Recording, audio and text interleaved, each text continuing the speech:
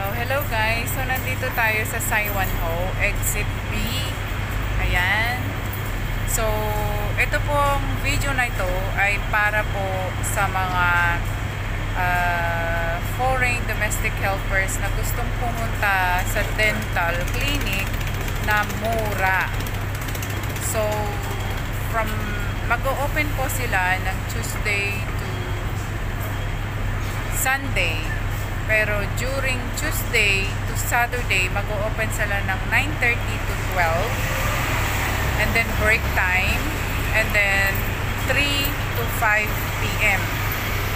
Ganon. Magre-resume sila ng 3 until 5. Pero sa Sunday guys, mag-o-open lang sila ng 9:30 to 12. Ayun. So para sa lahat ng mga sa inyong kaalaman, during Sundays, only Filipinos are allowed to go to the dental clinic. Walang Indonesians. So actually, may notice na nabasa ko sa counter na yung dental clinic na yun ay para lang sa mga Filipino and Indonesians. Hindi na sila tumatanggap ng Chinese or ibang foreign people, ganon. So yun yung nakalagay sa counter. So ayan guys, i-video ko kung paano kayo pupunta doon para mas easy, kasi mahirap siyang hanapin. Malayo siya sa MTR exit, then very tricky siya. So ilang beses na rin ako pumunta dito. Ang nakalagay kasi sa address guys is Siauke 1. Pero dito siya sa Saiwan Ho. Saiwan Ho siya. So ayan guys, gawan ko kayo ng video para madali po para sa inyo. Alright, let's go! So ayan, nandito tayo ngayon sa MTR Exit B. Maglalabas kayo and then turn right na lang. Turn right. Ayan. Turn right and then tawid kayo dito sa pedestrian.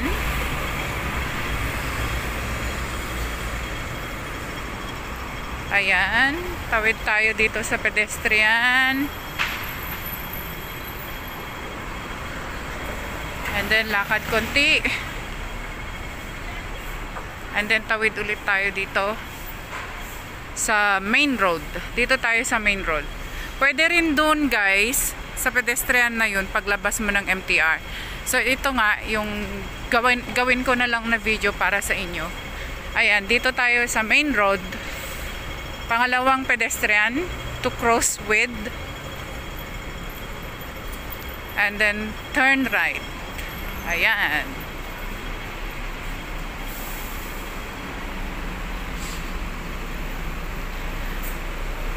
So guys, nung last time na nagpabunot ako dito, like 2 years ago siguro, 250 ang isang bunot.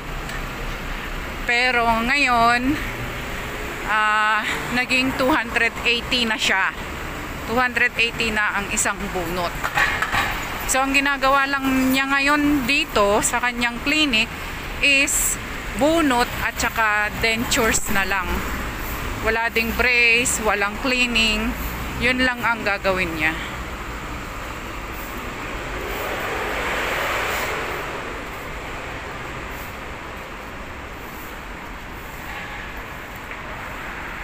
So ayan guys, lakad lang hanggang dito.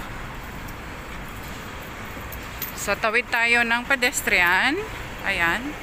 Ayan yung building dun sa may Chandra, and then turn left. Ayan, turn left. And then ito na yung building. Ayan yung landmark nyo, Chandra. Yan yung nakikita, and then ito yung building. Yan. Number 68. Ayan, 68. Saiwan Ho Plaza. Yan. So hindi nyo na kailangang ipindot yung code. Hindi nyo na kailangang ipindot yung code dyan. kasi nakabukas na siya.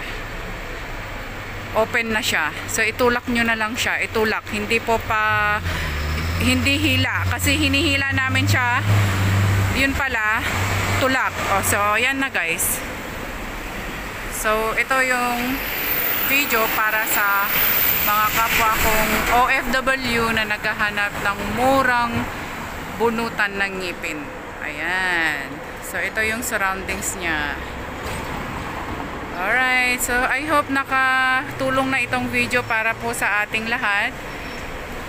Ito po, sa Tailok Street siya. Tailok Street. Yan. Ayan.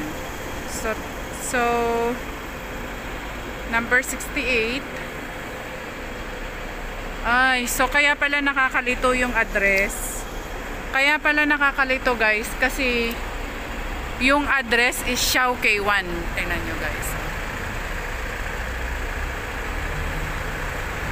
Siao K1 Road. Number 68 Siao K1 Road. Nakakalito guys. Huwag nyo nang susundin yung nakasulat. Kasi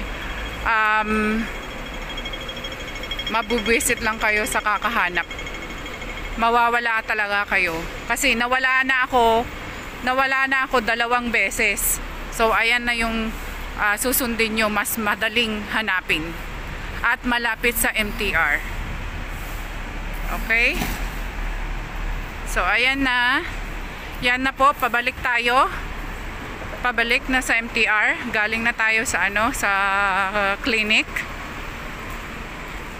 Ayan, so papunta at pabalik ang gagawin kong video para mas madali.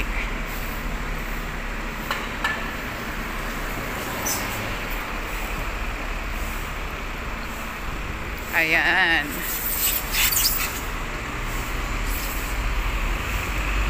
So guys, ang hahanapin nyo na lang is Tailok Street, Saiwanho. Yun na lang, kasi guys, anong number ba yun? Yun, binidyo ko kanina. Yun na lang ang sundin. Para hindi na magiging complicated, labas na lang sa Saiwanho, exit B. So sundan nyo na lang yung, ayan na, yung dito tayo tumawid kanina. Pero pwede din doon. Pwede din doon sa may ilalim ng tulay. May pedestrian doon, pero pwede dito. Ayan. Sundan nyo na lang yung video para mas madali. Ayan. Ay, doon yung MTR. Yung may sa may tulay. Ayan. KFC. Ayan. Ayan guys. So dyan yung MTR. So ayan guys. Sana nakatulong po ako sa inyo, kasi very tricky yung address, kasi ang nakasulat is Siao K1. So mostly ang mga pumupunta doon is talagang bumababa sila sa Siao K1 MTR station, pero ang layo ng lalakarin from MTR, malapit ang Saiwanho. So Saiwanho na lang kayo guys. Alright, bye! Sana nakatulong po ako sa inyo.